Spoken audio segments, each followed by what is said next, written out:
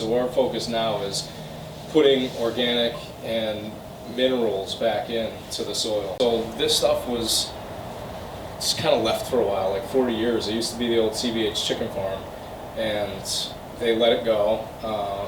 Some of it was used by a ball and burlap operation who used lots of chemicals and destroyed most of the soil culture. I mean, when I got there, a lot of places you couldn't find earthworms or bugs, or there's no organic matter because the guy who was doing the hay was just taking hay away and never put anything back. So it turned into a sand lot, and it became eroded. And then the slopes, you can see we have a lot of slopes there. Kind of behind where that photo is completely nutrient deficient lands that you can barely grow grass on. So why? Because people have just been taking and taking and taking for 40 years. So our focus now is putting organic and minerals back into the soil. Well, if we start adding the key target minerals back in there, then we can make everything in the soil accessible.